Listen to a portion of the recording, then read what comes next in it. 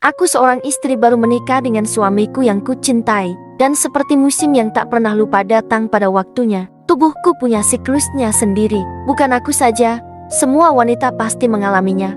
Yang namanya datang bulan. Ada bulan-bulan yang datang tepat waktu. Ada yang menyimpang beberapa hari. Ada pula yang bertahan lebih lama dari yang kuharap. Ia hadir diam-diam, membawa lelah yang tak terlihat, nyeri yang sering kusembunyikan, dan batas yang alamiah.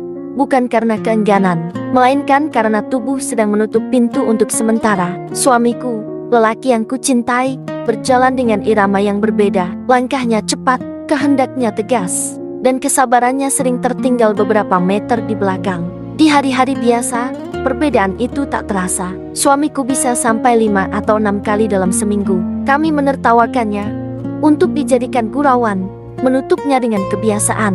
Namun ketika siklusku datang, perbedaan itu menjadi gema yang keras. Aku belajar membaca tanda-tandanya suamiku. Tarikan napas yang lebih pendek, bahu yang tegang, langkah yang mondar-mandir seperti jarum jam yang kehilangan angka. "Kapan? Sudah selesai?" tanyanya suatu malam. Singkat, aku tahu maksudnya, dan aku tahu jawabannya tak akan ia sukai. Aku menunduk, memilih kata yang lembut. "Sebentar lagi," kataku. Kata-kata yang kugunakan seperti payung kecil di tengah hujan. Tak cukup melindungi. Marahnya bukan ledakan, melainkan dingin yang panjang. Aku takut pada dingin itu, takut pada tuduhan yang tak terucap, pada jarak yang membeku. Aku bertanya-tanya, apakah aku kurang pengertian? Apakah tubuhku yang salah? Padahal aku tahu, ini bukan tentang salah atau benar. Ini tentang alam yang bekerja sebagaimana mestinya. Aku pernah menawarkan solusi lain, bukan sebagai daftar tuntutan, melainkan sebagai uluran tangan. Cara-cara sederhana agar hari-hari itu dilalui dengan lebih sabar, dengan lebih saling berbantu. Aku bicara pelan, memilih kata seperti memilih pijakan di sungai yang licin. Kuutarakan bahwa ada waktu ketika tubuh meminta jeda, bukan penolakan, melainkan perawatan. Bahwa ada hari-hari yang bisa diisi dengan kehadiran tanpa desakan, dengan perhatian yang tak perlu terburu. Aku berharap ia menangkap maksudku, bahwa kebersamaan tidak selalu harus seperti itu caranya. Ia menggeleng. "Gak enak," jawabnya. Dua kata itu jatuh cepat, memotong kalimatku sebelum sempat utuh. Aku melihat alisnya mengeras. Napasnya berubah pendek. Ada rasa tersinggung yang mengambang, lalu menjelma marah. Bukan marah yang meledak, melainkan yang dingin dan tebal, seperti kabut pagi yang menutup pandang. "Bukan itu yang ku mau," katanya lagi. Suara sedikit naik, seolah garis batas baru saja terinjak. Aku terdiam. Kata-kata yang kusiapkan berbaris rapi di kepala, namun tak satu pun berani melangkah. Waktu malam berlalu terasa merambat. Lampu-lampu tetangga satu persatu padam. Aku terlelap di sela tangis yang tertahan. Tengah malam, dia datang, kasur bergeser.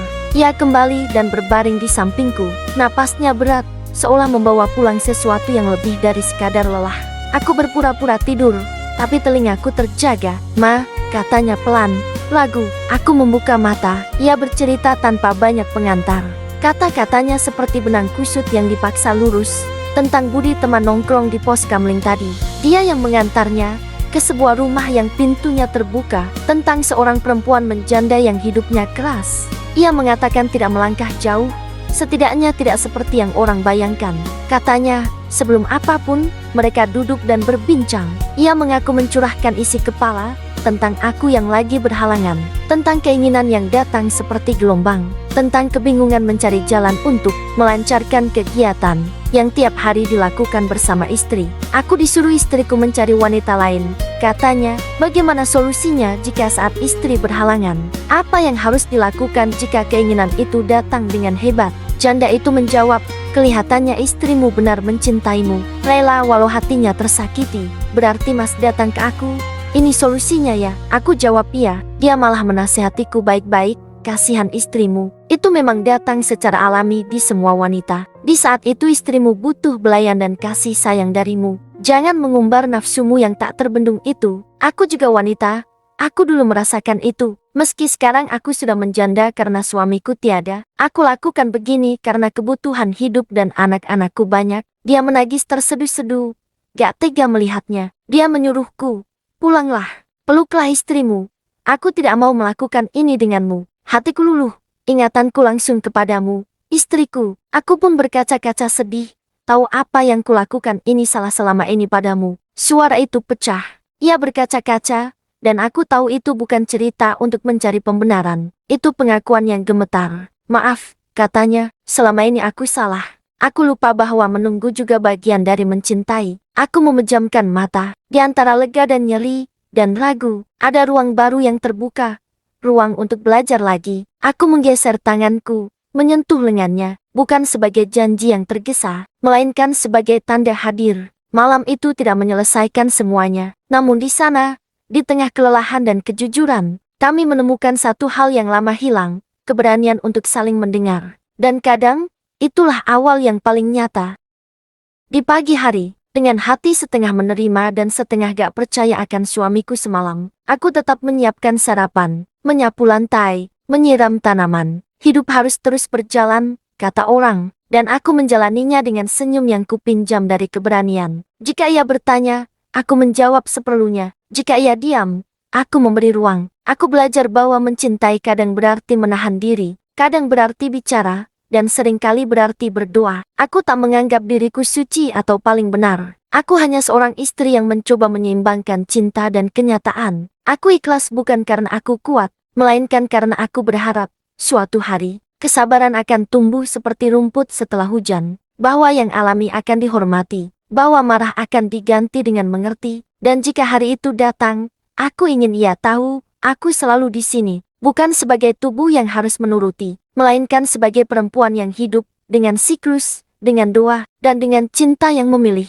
Bertahan sambil berharap ada perubahan suami ke arah yang lebih baik. Hari-hari berjalan pelan, seperti air yang memilih jalurnya sendiri. 1 bulan berlalu tanpa aku sadari, dan ketika siklus itu datang lagi, jantungku sempat berdegup lebih cepat. Ingatan lama mencoba menyelinap, wajah suami yang dulu tegang, nada suara yang keras, kelelahan yang tak terucap. Kekhawatiran itu muncul begitu saja, refleks dari luka yang pernah ada. Aku menunggu, bukan dengan ketakutan yang sama, melainkan dengan kesiapan yang baru kupelajari, bernapas, mendengar, dan percaya. Ternyata, yang datang bukan bayang-bayang lama, yang datang adalah perubahan. Ia menatapku lebih lama, seolah memastikan aku baik-baik saja. Ia bertanya dengan suara yang lembut, bukan mendesak. Tangannya tak lagi menuntut, melainkan menenangkan. Di meja makan, ia mengingatkanku untuk beristirahat. Di sela hari, ia mengirim pesan singkat, jaga diri, aku di sini. Hal-hal kecil yang dulu terlewat,